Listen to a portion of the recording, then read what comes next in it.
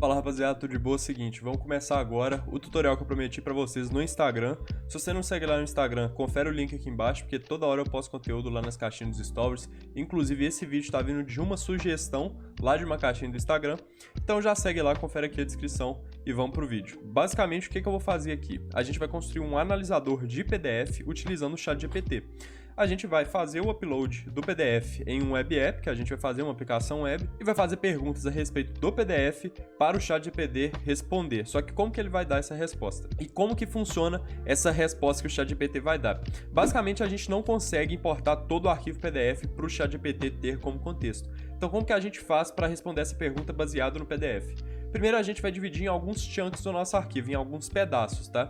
Depois que a gente dividiu em alguns pedaços, nós vamos fazer uma técnica, vamos utilizar uma técnica de codificação que chama Word Embedding. O que ela faz? Ela basicamente faz uma codificação de cada palavra a partir da similaridade dela com outras palavras. Vamos dar um exemplo aqui. Essa similaridade varia de -1 a 1, tá? Vamos dar um exemplo. A palavra rainha. A gente tem a palavra rainha e nós vamos fazer a codificação dela utilizando a técnica de Word Embedding com a palavra, sei lá, mulher, homem e ventilador, vamos supor. A palavra rainha com a palavra mulher, ela tem uma semelhança muito grande, porque rainha se refere a uma mulher, né? Então, esse grau de similaridade aí, ele vai estar próximo de 1, porque é um grau de similaridade muito grande, tá? Que a gente vai ter, ele vai estar muito próximo de 1. Quando a gente está falando de rainha e homem, observe que rainha se refere a mulher e homem é o contrário de mulher. Então, basicamente, se a gente invertesse de homem para mulher, a gente teria um valor muito próximo de 1. Por isso, a similaridade da palavra rainha para homem é muito próxima de -1. Porque tem uma certa similaridade, mas com um sentido oposto, beleza? E quando a gente fala de rainha e ventilador, não tem similaridade nenhuma, não tem sentido nenhum, então fica muito próximo de 0, beleza? É basicamente isso que a gente faz. A cada palavra a gente vai codificar, utilizando a técnica de Word Embedding, e vai formar um vetor com vários números entre -1 e 1, indicando a similaridade de cada uma das palavras com outras palavras do texto, beleza? Então, basicamente isso que a gente vai fazer, a gente vai implementar isso e o ChatGPT vai utilizar essa informação codificada para fazer uma busca por similaridade da nossa pergunta com as outras palavras do texto, tá? O que ele vai fazer? A gente fez uma pergunta, por exemplo, sobre uma parte do PDF. A gente fala, sei lá, a pergunta que eu vou fazer, por exemplo, aqui. Quais são as taxonomias que são discutidas no artigo? O que ele vai ver?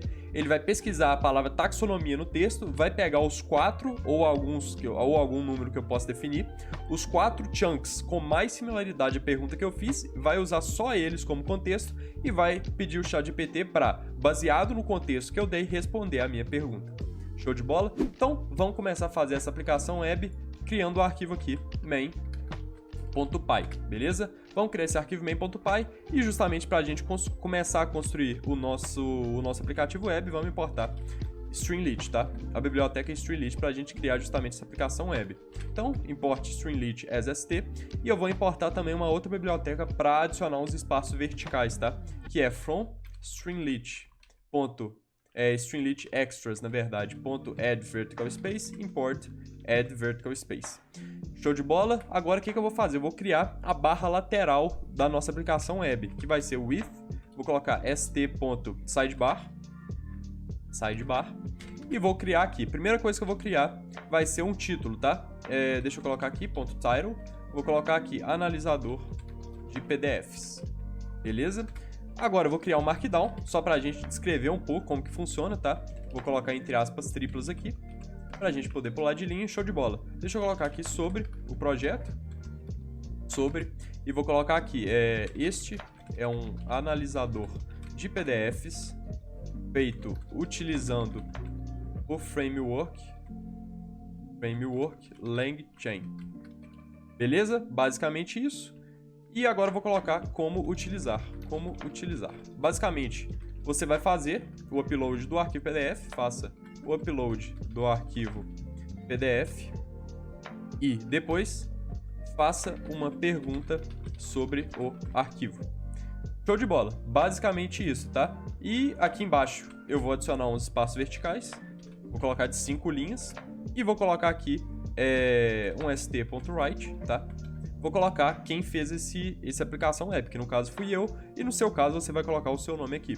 Vou colocar criado por, e vou colocar entre colchetes o meu nome e depois, entre parênteses, o link. Eu vou colocar um link pro meu LinkedIn. Você pode colocar o link pro seu LinkedIn também. https://www.linkedin.com/in/Anwar Ermush. Basicamente, você vai poder fazer isso, tá? Quando você estiver construindo o seu. Você vai poder utilizar essa... Você vai colocar aqui, no caso, o seu link, né, do PDF e do seu LinkedIn, na verdade. E quando você clicar no nome, ele vai mandar direto para a página que está aqui entre parênteses, tá? Como que a gente vai poder ver essa visualização agora? Você vai apertar a tecla do seu teclado Windows mais R, vai digitar CMD, vai digitar aqui CMD, vai abrir o terminal de comando, você vai colocar no diretório que você usa, deixa eu colocar aqui, desktop, vou colocar aqui depois projetos code, CD, e vou colocar aqui tutorial PDF análise, beleza? Vou dar um CLS para limpar a tela, e vou colocar o que para executar esse programa agora? Já que ele está já no diretório, vou colocar Streamlit, Run, e vou colocar o nome do meu arquivo, que é main.py, beleza? Então, quando eu executar isso, ele vai abrir para mim uma janela. Deixa eu mostrar aqui para vocês, tá? Ele tem que carregar um pouco. Ele vai carregar pra gente a nossa aplicação web, beleza? Espera um pouco, deixa carregar. Vamos lá e aproveitar esse momento que tá carregando. Se você já não me segue no LinkedIn, olha aqui embaixo na descrição que tá o meu perfil do LinkedIn, tá? Confere lá que eu sempre posto muito conteúdo lá sobre LangChain, sobre análise de PDF, enfim, várias coisas que eu posto por lá. Deixa ele carregar aqui. Deixa eu apertar Enter de novo, porque parece que tá demorando muito. Espera aí.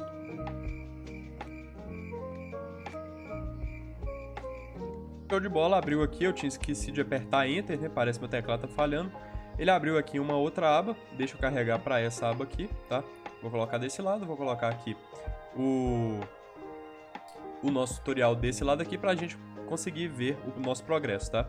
Então, tá aqui a análise lateral, ó. Tem aqui o título, analisador de PDF, tem o sobre, tem aqui o como utilizar, e quando eu clicar aqui eu vou direto pro meu LinkedIn, beleza? Então, basicamente isso que você tem que fazer. E agora o que a gente vai fazer? A gente vai criar agora a nossa aplicação, tá? Deixa eu colocar aqui def-main, eu vou criar toda a nossa aplicação na função main, e vou colocar aqui só pra gente ver se tá funcionando, .write, vou colocar aqui, olá, tá? Como que a gente vai fazer agora para inicializar esse arquivo? Eu vou garantir que a gente tá utilizando esse programa no programa principal, a gente não tá importando essa função main para outros programas, então eu vou colocar se o nome for igual a main, ou seja, se a gente está executando a função main no nosso programa mesmo, a gente não está importando essa função para outro tipo de arquivo aqui. Então é basicamente isso que esse if name igual a main faz. Então eu vou chamar a função e vou executar o programa. Quando eu atualizar aqui, ele vai escrever aqui, olá, beleza? Igual a gente colocou. Agora a gente já pode começar a construir a nossa aplicação. O que a gente vai fazer primeiro? Bem, basicamente a gente tem que importar o nosso PDF, né? Então vamos colocar aqui, deixa eu colocar aqui primeiro header. Vou colocar aqui analisador de PDFs e vou colocar aqui importando PDF, tá? Como que a gente vai fazer? A gente vai importar, vai utilizar o Streamlit, eu vou colocar aqui, vou salvar numa variável chamada PDF, Streamlit.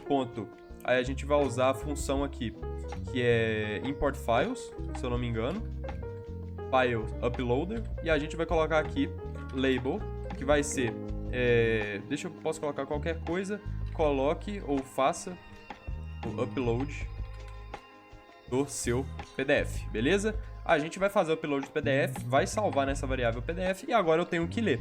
Como que eu faço para ler um PDF em Python? Basicamente o seguinte, eu tenho que usar a biblioteca a PyPDF, tá?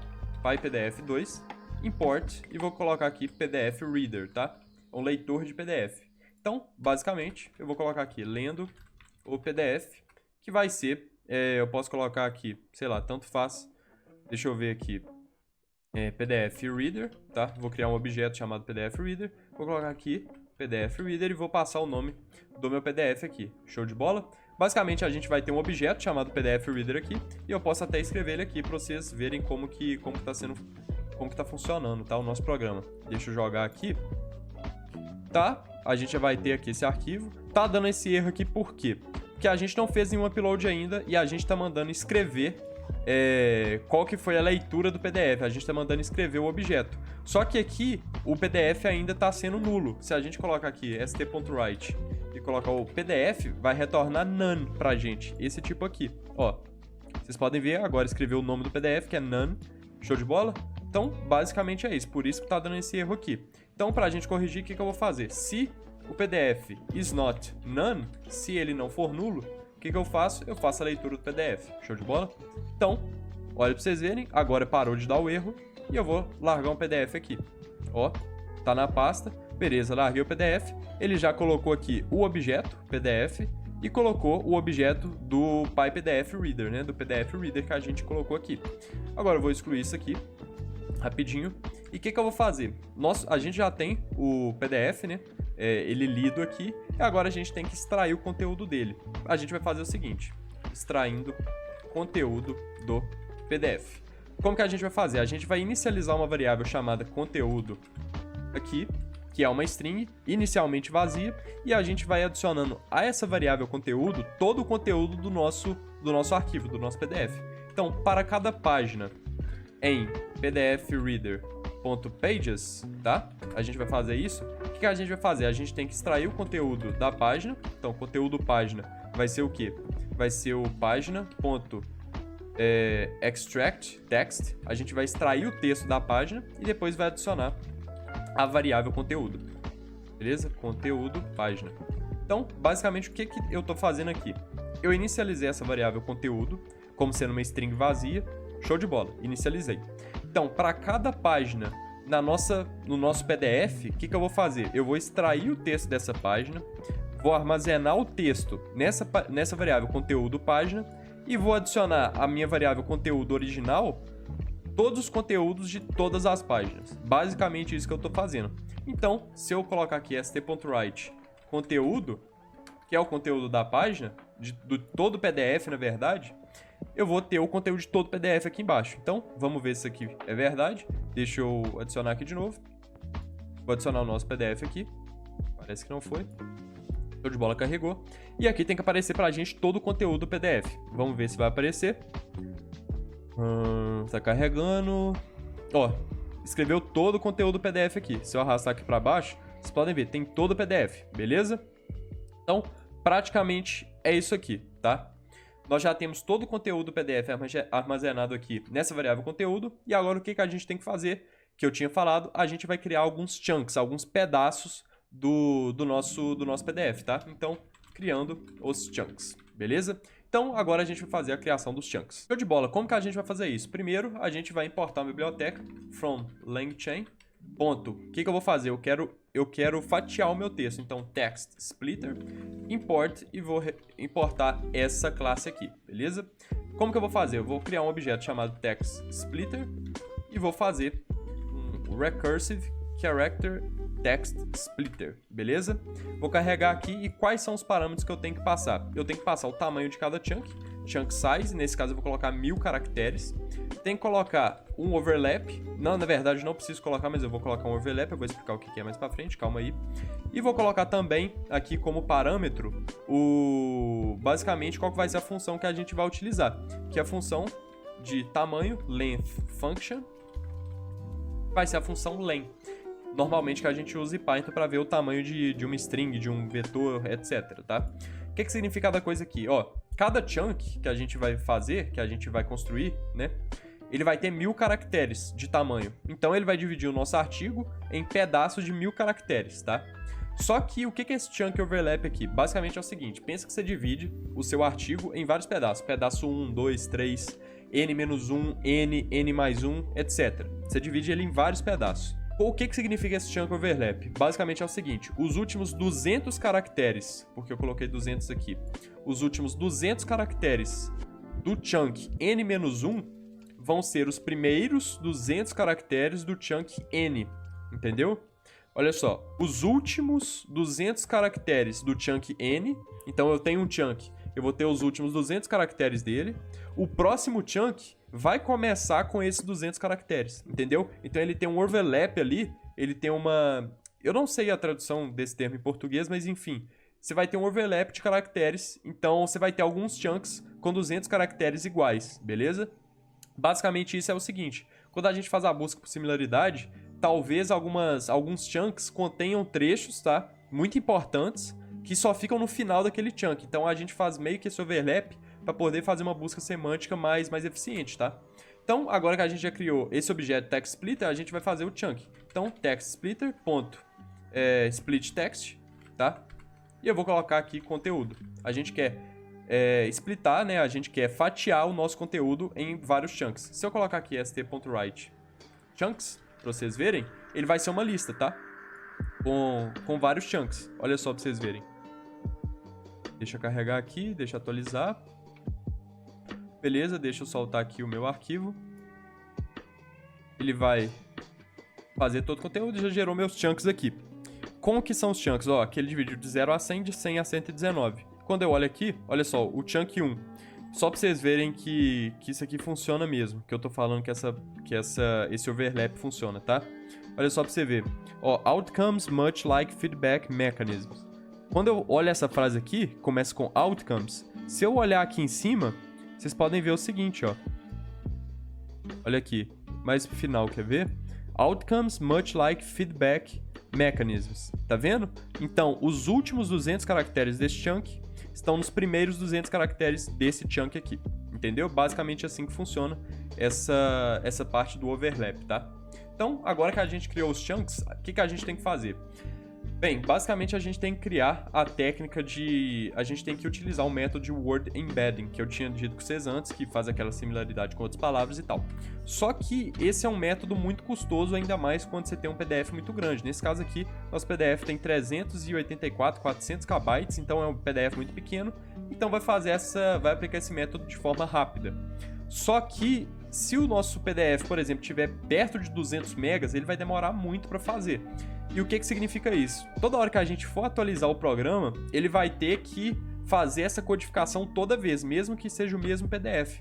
Então a gente vai fazer uma técnica, a gente vai criar uma técnica aqui para verificar se a gente já usou esse PDF ou não e se a gente já tem esse vetor semântico criado ou não com o word embedding, tá? Então, como que a gente vai fazer isso? Nós vamos precisar de algumas bibliotecas aqui. Primeira delas é a seguinte. É a pickle, que a gente chama. Então, import pickle, que vai fazer justamente o armazenamento do nosso vetor no nosso diretório aqui. A gente vai criar um arquivo, tá? A gente vai precisar dele, vai precisar do OS, que é basicamente Operational System, dessa biblioteca.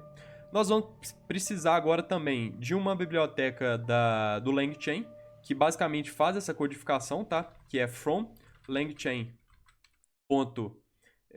Que eu quero fazer? Um embedding.openai import OpenAI embeddings, tá? A gente vai utilizar essa biblioteca também. Vamos utilizar agora uma outra biblioteca para fazer o armazenamento do vetor semântico. Então, from LangChain.vectorstores import. Aí, vou utilizar essa biblioteca faz. Beleza?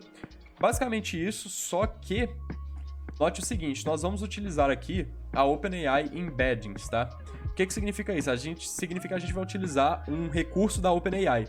Então a gente vai precisar da nossa API Key, que você consegue lá no site deles. A gente obviamente tem que pagar para usar esse recurso, tá? Mas enfim, vale muito a pena porque você pode desenvolver diversas operações com ele, diversas aplicações com essas ferramentas da OpenAI. Então eu vou importar aqui a minha API Key, tá? Ó, já importei a minha API Key, eu coloquei ela nesse documento senha, tá? Justamente para não ficar explícito no programa, e eu recomendo que vocês também deixem em um arquivo separado. Eu vou importar aqui e a primeira coisa que eu vou fazer é setar o diretório. Vou usar essa função aqui, que é chdir, que a gente fala, e vou colocar o diretório que eu estou trabalhando, que é só pegar aqui, copiar e vou colar. Show de bola? Já copiei aqui o diretório e eu vou colocar aqui agora o seguinte, eu vou colocar no meu ambiente de desenvolvimento a API Key. Então, os.environ, vou colocar aqui entre colchetes e aspas, OpenAI, API Key, beleza? Vou colocar aqui agora a minha API Key. Então, basicamente, a gente já tem API Key no ambiente de desenvolvimento e a gente já tem aqui todas as nossas bibliotecas que a gente vai utilizar para fazer esse armazenamento, né, do vetor semântico. Então, a primeira coisa que a gente vai fazer é verificar se já existe esse vetor semântico aqui no nosso diretório. Como que a gente vai fazer isso? Primeiro a gente tem que definir um nome que a gente vai dar. Qual o nome que a gente vai dar? Bom, tinha que ser o nome do PDF, né? Seria muito mais fácil se a gente utilizasse o nome do PDF para cada um dos arquivos dos vetores semânticos. Então, como que a gente usa o nome do PDF? Como que a gente consegue extrair o nome do PDF? Basicamente é o seguinte, olha só. Eu vou colocar aqui st.write. Basicamente é o seguinte, eu coloco aqui o PDF, esse objeto aqui, pdf.name, e vou colocar só isso, só o nome desse objeto aqui, que a gente fez o upload, .name. Quando eu fizer aqui esse upload aqui, olha só para vocês verem, quando eu fizer aqui, opa, peraí, eu coloquei errado aqui, .write, tá? Então, eu faço o upload do arquivo e ele vai me dar o nome. Olha só, aprendizado por reforço, .pdf. Só que eu não quero esse .pdf, tá? Eu quero tirar esse .pdf e ele ocupa aqui, quando a gente vê, os últimos 4 caracteres. Então eu vou do começo e vou excluir os últimos 4. Quando eu faço isso, ele vai escrever para mim aqui, olha só o nome do meu PDF. Então, basicamente é isso que a gente vai utilizar para criar o arquivo, beleza? Deixa eu excluir aqui. E vou colocar aqui, verificando a existência do vetor semântico. Show de bola! Como que a gente vai fazer essa verificação? A gente vai novamente utilizar a biblioteca OS, tá? Operational System. A gente vai colocar if, aí eu vou colocar os.path. Quero ver se nesse diretório, se nesse caminho, ou seja, path.exists, eu quero ver se existe o seguinte arquivo. No caso, posso colocar aqui, o seguinte arquivo. Vou colocar aqui o nome do PDF. Vou colocar .pkl, que é justamente a extensão do pickle que a gente vai importar, tá? Que a gente vai fazer a exportação e a importação do vetor semântico, que é essa biblioteca aqui. Esse .pkl é uma extensão da biblioteca pickle, tá? Então, eu quero verificar se existe, só que o nome do PDF eu tenho que passar aqui. Então, o nome PDF, como a gente viu, é pdf.name, e eu vou excluir os últimos 4. Show de bola, a gente já tem aqui o nome do PDF. Então, se ele existir, o que eu vou fazer? Vector store, eu vou ter esse vetor semântico aqui, e eu quero carregar ele, né? Então vai ser pickle.load, e vou colocar aqui justamente o nome do arquivo, tá? Só que eu vou abrir esse arquivo, na verdade, with open, vou colocar aqui, o file vai ser o nome do meu arquivo, beleza? Vai ser o nome do meu arquivo. Vou colocar o modo como sendo uma leitura binária, tá? As file, vou chamar esse arquivo de file, que eu abri aqui. Por que vai ser uma leitura? Justamente porque se ele já existe, a gente quer ler as informações dele. Então, eu vou abrir ele como file e vou ler justamente esse arquivo, tá? Então, basicamente isso, se ele já existir, é essa técnica que a gente vai usar de leitura. Porém, se ele não existir, aí a gente vai ter que utilizar essa técnica de word embedding. A gente vai ter que criar ela do zero, tá? Como que a gente vai fazer isso? A gente vai criar a nossa função de embedding. Então, embedding vai ser OpenAI Embeddings. Agora, para criar o nosso vetor aqui, o que a gente vai fazer? Como a gente não tem, a gente vai criar do zero. Então, o Vector Store, ele vai receber o face, que a gente vai utilizar, .fromTexts, que a gente quer fazer essa word embedding a partir de textos que a gente tem armazenado nesse vetor aqui de chunks. Então, os nossos textos aqui, text, vai ser os chunks. E a gente tem também a função de embedding que a gente vai usar, que no caso vai ser da OpenAI Embedding, tá? Que a gente colocou o nome aqui como sendo embedding mesmo. Show de bola? Então, se a gente não tem, a gente armazena, e a partir do momento que a gente armazena, que a gente criou ela do zero, a gente vai exportar ela. Então, with open, vou colocar aqui justamente o mesmo nome do arquivo que a gente colocou aqui em cima, tá? File vai ser isso, só que agora o modo não vai ser de leitura, vai ser de escrita. Eu vou escrever as file e vou fazer o que aqui? Eu vou colocar pickle.dump, vou escrever errado, pickle.dump, e vou colocar aqui o nosso arquivo. Show de bola? Então, basicamente isso que a gente vai fazer. Se o arquivo já existir, se a gente já fez essa técnica de word embedding, o arquivo vai estar aqui e a gente vai simplesmente ler, tá? E vai armazenar nessa variável. Só que se o arquivo não existir, a gente vai fazer essa codificação do zero, vai armazenar, e a partir do momento que a gente usar esse PDF outras vezes, ele já vai ter carregado aqui. Show de bola? Então, isso praticamente é uma otimização de tempo que a gente vai ter e deixa seu programa muito mais eficiente, tá? Ainda mais se você colocar isso aqui em produção, porque muita gente vai fazer o upload de PDF várias vezes e pode demorar muito para fazer essa codificação, tá? Então, é basicamente isso. Agora a gente vai para outra parte, que é justamente a escrita das queries, das perguntas que a gente vai fazer para nossa inteligência. Então, agora vamos para a parte aqui das perguntas, tá? O que a gente vai fazer? Eu vou colocar aqui, recebendo pergunta, e vou colocar aqui um text input. Deixa eu salvar a pergunta do usuário nessa variável chamada pergunta, e vou colocar st.textInput.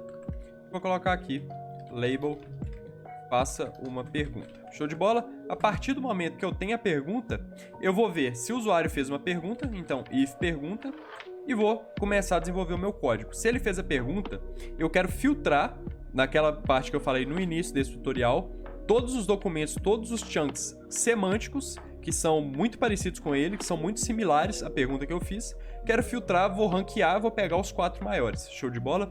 Como que eu faço isso? Eu vou colocar aqui páginas semânticas. Vou pegar o meu Vector Store, vou fazer uma pesquisa semântica, Similarity Search, e vou colocar aqui o que? Justamente a query, que é a minha pergunta, tá?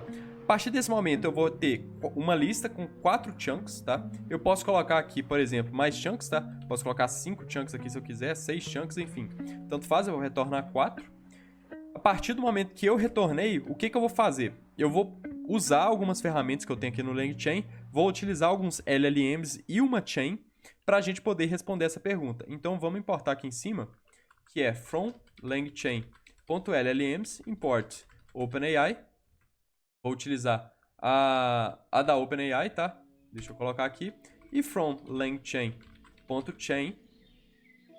Opa, escrevi errado não. .chains.question answering import load QA chain. Basicamente, esse chain aqui, ele é específico para perguntas e respostas, tá? Então, a gente vai utilizar ele. Deixa eu colocar aqui. Vou criar o objeto LLM, que vai ser OpenAI. Vou setar a temperature aqui para 0, por quê? Porque eu quero perguntas que sigam o mesmo padrão de resposta, que sejam perguntas mais específicas, sem tanta variação. Por quê? Porque é de perguntas e respostas aqui. E é basicamente um termo técnico que eu estou perguntando aqui. Basicamente aqui é um artigo, né? Então eu quero que as respostas do nosso LLM sejam bem técnicas e sigam o mesmo padrão. Por isso eu vou utilizar temperature igual a 0 aqui. Show de bola? E posso colocar o nome do modelo aqui, model name, o GPT 3.5 Turbo. Show de bola? Basicamente isso. Agora eu vou criar a nossa chain, que vai ser o quê? Load QA chain, que vai ser o LLM. Eu vou colocar aqui o LLM que a gente criou. E o chain type eu vou colocar aqui como sendo stuff, beleza? A partir desse momento a gente vai poder acionar esse chain a partir do chain.run, só que eu quero salvar a resposta dele na nossa variável resposta. Show de bola?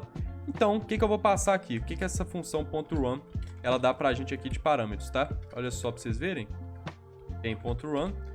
A gente tem alguns argumentos, que justamente vai ser os documents que a gente vai passar, e a gente vai passar também a pergunta, tá? Então, input documents, que vão ser justamente as páginas semânticas, e a gente vai ter question, que no caso vai ser a pergunta.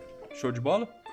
Então, basicamente é isso aqui que vai aparecer, e agora eu vou simplesmente escrever a nossa resposta aqui embaixo. st.write resposta. Show, vamos ver se... Opa, resposta. Show de bola, agora tá tudo certinho. Basicamente é isso aqui que essa aplicação web, ela não é tão complexa quando você entende essa parte. Todo esse fluxograma aqui de ler o PDF, criar chunks, fazer o word embedding, depois receber a pergunta e retornar a resposta para o usuário. A lógica é simples, mas tem várias bibliotecas aqui para se utilizar. E aqui eu acabei de esquecer de colocar o arquivo que eu quero armazenar, Vector Store, beleza? Show de bola, acho que agora tá tudo certo, vamos ver se está funcionando. Vou largar o meu PDF ali. Vamos ver, tá? Carregou o PDF. Ó, como a gente não tem aqui o arquivo ainda .pkl, provavelmente ele vai criar. Vamos ver se ele vai criar. Opa, olha aqui para vocês verem, já criou aqui o nosso arquivo .pkl, tá? Que é justamente o vetor semântico, que a gente armazena os valores semânticos. E eu vou fazer uma pergunta. Deixa eu ver uma pergunta, vamos abrir esse PDF aqui para a gente ver os temas dele, né? Vamos ver aqui, ele fala sobre aprendizado por reforço com feedback humano, que é uma técnica utilizada para treinamento de LLMs, que a gente está utilizando aqui.